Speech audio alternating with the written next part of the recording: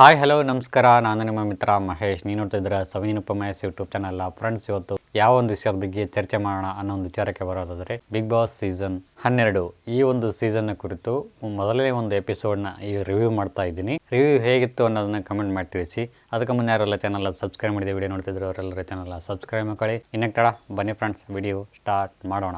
ಈ ಒಂದು ಸೀಸನ್ನ ಮೊದಲನೇ ಒಂದು ಎಪಿಸೋಡ್ನ ರಿವ್ಯೂ ಆಗಿರ್ತೈತಿ. ಎಪಿಸೋಡ್ ಸ್ಟಾರ್ಟ್ ಆಗ್ತಾ ಇದ್ದಂಗೆನೆ ಸ್ಪಂದನ, ಮಾಳು, ನಿಪ್ನಾಳು, ಕರಿಯಪ್ಪ, ಆಮೇಲೆ ಅಮಿತ್, ಇನ್ನೊಬ್ರು ಯಾರು ರಕ್ಷಿತ್ ಅವ್ರು 3 ಜನ, ಇವರಿಬ್ರು, ಒಟ್ಟು ಟೋಟಲ್ 5 ಜನ ಒಟ್ಟಿಗೆ ಎಂಟ್ರಿ ಕೊಡ್ತಾರೆ ಬಿಗ್ ಬಾಸ್ ಮನೆಗೆ. ಎಂಟ್ರಿ ಕೊಟ್ಟ ತಕ್ಷಣ ಸಡನ್ಲಿ ಬಿಗ್ ಬಾಸ್ನವರು ಎಂಟ್ರಿ ಕೊಡ್ತಾರೆ. ನಿಮ್ಮಲ್ಲಿ ಯಾರನ್ನಾರು ಒಬ್ಬರನ್ನ ಕರ್ಕೊಂಡು ಹೋಗಿ ಬಂದಿನಿ, ಯಾರನ್ನಾದ್ರೂ ಒಬ್ಬರನ್ನ ನೀವು ನನ್ನ ಜೊತೆ ಕಳಿಸ್ಕೊಡಿ ಅಂತ ಹೇಳ್ತಾರೆ. ಒಂಟಿ ಆಗಿರ್ತಕ್ಕಂಥವ್ರು ಯಾರ್ಯಾರು ಇದ್ದಾರೆ ಅವರೆಲ್ಲರೂ ಚರ್ಚಿಸಿ, ಪರಸ್ಪರ ಚರ್ಚಿಸಿ, ನೀವು ಯಾರನ್ನ ಇಟ್ಕೋಬೇಕು ಅಂತೀರೋ ಅವ್ರನ್ನ ಇಟ್ಕೊಳ್ಳಿ ಅಂತ ಹೇಳ್ತಾರೆ.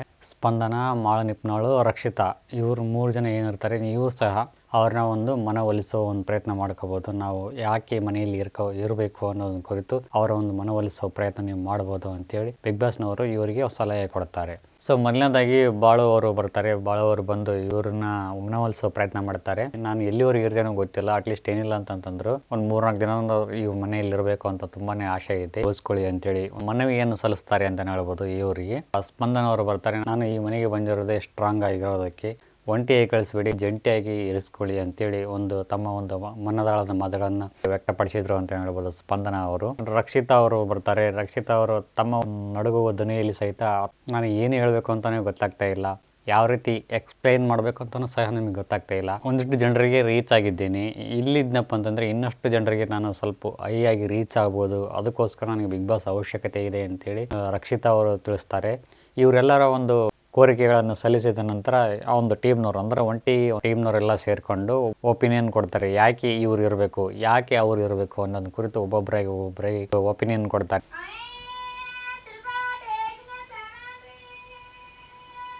ನಗು ತರಿಸುವಂಥ ಒಂದು ಒಪಿನಿಯನ್ಗಳಾಗಿದ್ವು.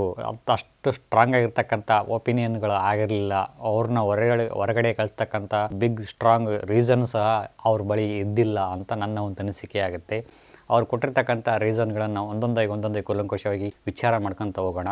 ಮೊದಲನೇದಾಗಿ ಧನುಷ್ ಅವರು ಒಂದು ರೀಸನ್ ಕೊಡ್ತಾರೆ.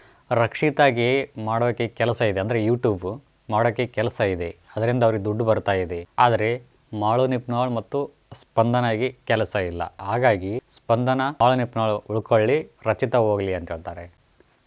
ಅಲ್ಲ ಗುರು, ಇದು ಎಂಥ ರೀಸನ್ನು ಅಂತ. ಯೂಟ್ಯೂಬ್ ಮಾಡಿಬಿಟ್ರೆ ಅಷ್ಟು ದುಡ್ಡು ಬರುತ್ತಾ? ಯಾವ ಕಡೆ ನಗಬೇಕು ಗೊತ್ತಾಗ್ತಾ ಇಲ್ಲ ನನಗೆ. ಬರುತ್ತೆ, ಯೂಟ್ಯೂಬ್ ಮಾಡಿದ್ರೆ ದುಡ್ಡು ಬರುತ್ತೆ, ಬಟ್ ಯೂಟ್ಯೂಬ್ ವಿಡಿಯೋ ಮಾಡ್ತಾರೆ ಅಂತ ಒಂದು ರೀಸನ್ ಕೊಡೋದಿದೆಯಲ್ಲ, ಇದು ತುಂಬ ಸಿಲ್ಲಿ ರೀಸನ್ ಅಂತ ನನಗೆ ಅನ್ನಿಸ್ತಾ ಇದೆ.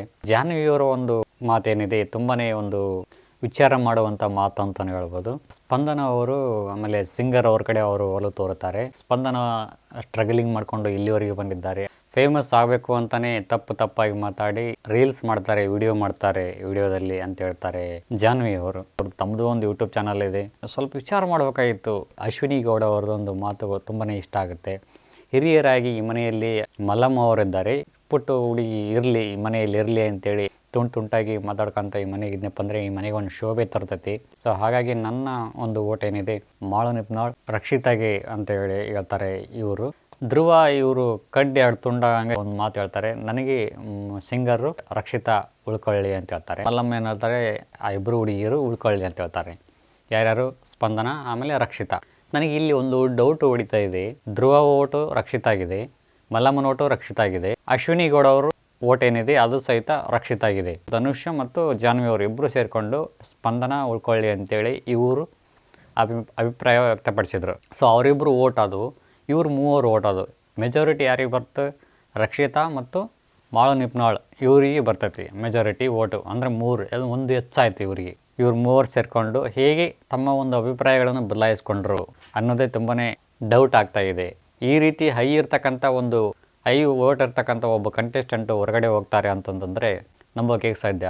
ಸೊ ಹಂಗ ಮಾಡ್ಕೊಂಡು ಕಳಿಸಿ ಇವರೆಲ್ಲರೂ ಸೇರಿಕೊಂಡು ತಮ್ಮ ಒಪಿನಿಯನ್ ಚೇಂಜ್ ಮಾಡ್ಕೊಂಡು ಕಳಿಸಿ ಸ್ಪಂದನ ಹಾಗೂ ನಿಪ್ನಾಳ್ ಅವರು ಇಬ್ಬರು ಉಳ್ಕೊಳ್ಳಿ, ರಕ್ಷಿತಾ ಹೋಗಲಿ ಅಂತೇಳಿ ಎಲ್ಲರೂ ಸೇರಿಕೊಂಡು ಹಾಳು ತಳಿಬಿಟ್ರು ರಕ್ಷಿತಾನ. ಇದು ತುಂಬಾ ಮೋಸ ಅಂತ ನನಗನ್ನಿಸುತ್ತೆ. ಅಟ್ಲೀಸ್ಟ್ ಏನಿಲ್ಲ ಅಂತಂದ್ರೆ 1 ವೀಕ್ ಆದರೂ ಇರಬೇಕಿತ್ತು. ಇದ್ದಿದ್ದಪ್ಪ ಅಂದ್ರೆ ತಮ್ಮನ್ನು ತಾವು ಪ್ರೂವ್ ಮಾಡ್ಕೊಳ್ಳೋಕೆ ಒಂದು ಅವಕಾಶ ಇರ್ತಾಯಿತ್ತು.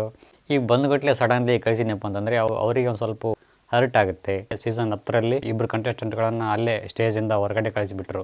ಈ ಸೀಸನ್ನು ಒಳಗಡೆ ಕರ್ಕೊಂಬಂದು ಹೊರಗಡೆ ಕಳಿಸ್ತಾ ಇದ್ದಾರೆ. ಅಷ್ಟೇ ಡಿಫ್ರೆಂಟ್. ನಮಗೆ ಗೊತ್ತಿಲ್ಲ ಬಿಗ್ ಬಾಸ್ ಏನು ಅಂತಂತಂದರೆ ಇವ್ರ ಪ್ಲ್ಯಾನ್ ಏನಿತ್ತು ಅಂತಂದರೆ ಇವರುಗಳ ನಡುವೆ ತಂದೆಕಿ ಜಗಳ ನೋಡಬೇಕು ಅನ್ನೋದಿತ್ತು. ಬಟ್ ಅವ್ರು ಯಾರು ಜಗಳ ಮಾಡ್ಕೊಳ್ಳಿಲ್ಲ. ಅಷ್ಟೇ ಈಸಿಯಾಗಿ ಅವರು ತಮ್ಮ ಒಂದು ಡಿಸಿಷನ್ನ ತಗೊಂಡು ಕಾಯಿಸಿ ಸೀದಾ ಒಬ್ಬರನ್ನ ಬಲಿಪಶು ಮಾಡಿದರು.